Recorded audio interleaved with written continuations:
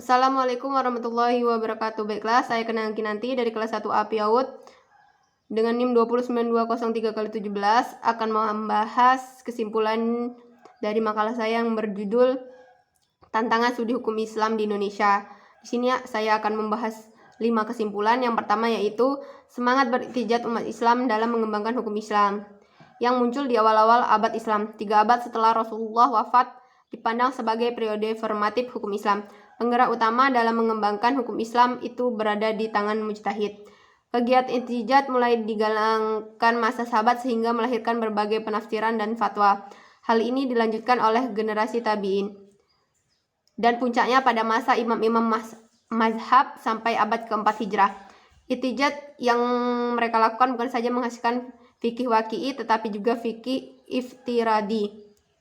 Melalui imam-imam mazhab kemudian lahirlah berbagai mazhab fikih yang bervariasi sepanjang sejarah. Walaupun yang dapat bertahan lama dan dianut umat Islam sampai sekarang di kalangan Sunni ada 4 mazhab, yaitu Hanafi, Maliki, Syafi'i, dan Hambali. Yang kedua yaitu kondisi objektif hukum Islam klasik. Puncak perkembangan Islam terjadi pada masa tokoh-tokoh pendiri mazhab fikih. Mazhab fikih ini berkembang luas dengan jumlah pengikutnya yang banyak. Di antaranya mazhab itu yang ada mampu bertahan dan dianut umat Islam sampai sekarang yaitu Hanafi, Maliki, Syafi'i, dan Hambali. Serta ada pula yang telah punah seperti mazhab Al-Tabiri. Suatu mazhab dapat berkembang dan bertahan karena didukung oleh beberapa faktor. Faktor-faktor tersebut meliputi adanya pembukaan pendapat-pendapat mazhab, peran serta murid mengikut mazhab dan mengembangkan mazhabnya, dan pengaruh masa depan memilih mazhab tertentu untuk daerah yang dikuasainya. Yang ketiga yaitu tantangan hukum Islam di abad modern. Kemunduran umat Islam dalam beberapa abad terakhir bersumber dari kesalahan dan penyimpangan sebagai besar umat Islam dalam memahami ajaran agamanya. Kesalahan memahami tauhid uluhiyah membuat mereka lebih menaati penguasa, ulama-ulama mazhab dan tokoh-tokoh sufi daripada Allah dalam kehidupan mereka. Imam kepada qadar bukan membawa sifat dinamis dalam diri mereka, sebaliknya membuat mereka jumud. Dengan demikian ada 3 sikap Islam terhadap hukum Islam dalam merespon perkembangan modern. Yang pertama yaitu kelompok orang yang ingin memperhatikan fikih sebagaimana yang terdapat. Yang kedua yaitu kelompok lain berdapat umat Islam harus maju dan dapat hidup secara terangan di adab modern ini. Yang ketiga yaitu kelompok orang yang berpandangan untuk mengejar ketertinggalan umat Islam dan menyesuaikan diri dengan kemajuan abad modern tersebut. Yang keempat yaitu peluang mengatasi tantangan. Dalam sejarah perkembangan hukum Islam terbukti bahwa perubahan sosial dan masalah yang terjadi dalam kehidupan umat Islam selalu dapat diatasi hukum Islam, yaitu al-syariat al-islamiyah syariat kulli zaman wa makan, yang artinya syariat Islam sesuai untuk dipedomi dalam segala waktu dan tempat. Prinsip ini telah menjadi keyakinan mendalam di kalangan umat Islam sepanjang masa. Ada beberapa hal yang penting yang menyebabkan hukum Islam mampu menghadapi perkembangan sosial termasuk abad modern ini sebagai berikut. Yang pertama yaitu keluasan sumber hukum Islam. Al-Quran sebagai sumber pertama dan utama hukum Islam mengandung hukum-hukum yang sudah terperinci dan membuat sifatnya tidak berkembang. Di samping itu, mengandung hukum-hukum Islam yang masih membutuhkan penafsiran dan memiliki peluang untuk berkembang. Ayat-ayat hukum Islam yang berkaitan dengan ibadah meskipun umumnya hanya pokok-pokoknya saja, tetapi dijelaskan secara rinci di dalam sunnah. Adapun dalam bidang muamalah, dan ini yang terjadi jumlahnya hanya sebagian kecil yang dijelaskan secara rinci dan tegas, seperti dalam kewarisan sebagai hudud, diantaranya sebagai istri dan wanita-wanita yang haram dinikahi. Kebanyakan ayat-ayat Al-Quran dalam bidang muamalah berbentuk global, terbuka untuk ditafsirkan, dan berupa prinsip-prinsip dasar yang untuk melaksanakannya memerlukan aturan-aturan tambahan. Di samping itu, ayat-ayat muamalat sering disebutkan hikmah atau ilat hukumnya sehingga mungkin dikembangkan lewat berbagai metode istibat sebagai kias, istilah, dan masalah mursalah. Sebagai ayat-ayat yang mengandung prinsip-prinsip dasar itu telah dijelaskan Rasul, tetapi sejauh yang belum dijelaskannya terdapat peluang bagi umat Islam untuk menjelaskan dan mengembangkannya. Dengan demikian, sumber hukum Islam, Al-Quran dan Sunnah mempunyai potensi berkembang.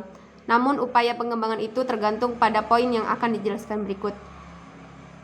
Yang kedua yaitu semangat ihtijaj berdasarkan keahlian.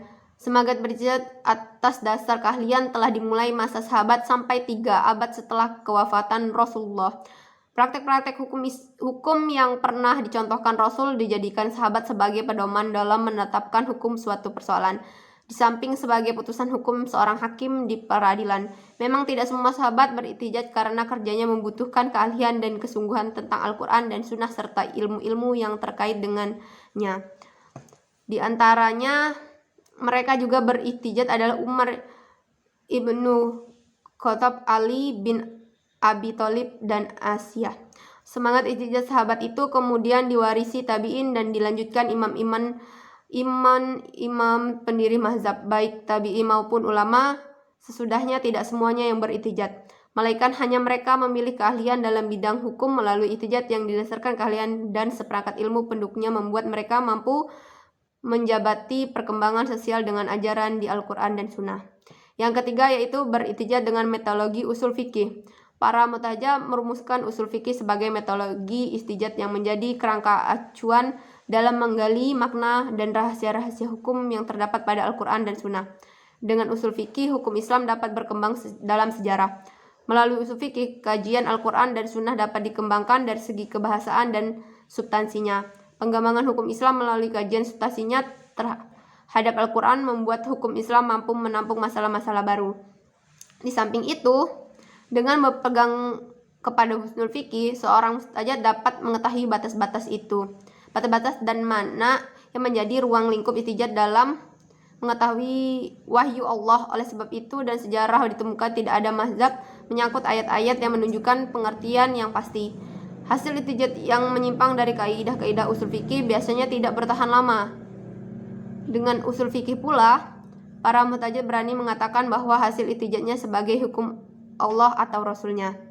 Jadi jelaslah bahwa dinamika hukum Islam disebabkan oleh hubungan yang erat antara faktor keluasan sumber hukum Islam dengan kreativitas dan keahlian pengikutnya serta metodologi yang mereka pakai. Melalui beberapa faktor tersebut, hukum Islam akan mampu menghadapi perkembangan sosial di zaman ini.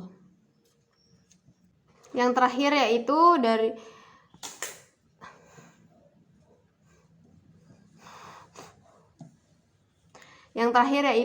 bahwa hukum Islam dalam memasuki abad modern mendapat tantangan secara internal dan eksternal. Secara internal, adanya kecenderungan sebagai umat Islam yang ingin mempertahankan hukum Islam sebagaimana yang terdapat dalam kitab-kitab fikih klasik. Sementara yang lain ingin melakukan perubahan secara liberal terhadap hukum Islam, baik melalui ihtijaj atau menggantikannya dengan hukum lain agar mampu menyesuaikan diri dengan perkembangan modern. Pengaruh kemajuan informasi yang membawa hukum asing ke dunia Islam merupakan tantangan eksternal bagi hukum Islam. Namun melalui kulusan sumber hukum Islam, kreativitas dan keahlian serta metodologi ihtijaj yang dimiliki umat Islam membuat hukum Islam mampu menghadapi perkembangan zaman. Itulah kesimpulan dari saya. Jika ada kurang dan lebihnya saya mohon maaf. Saya akhiri, wassalamualaikum warahmatullahi wabarakatuh.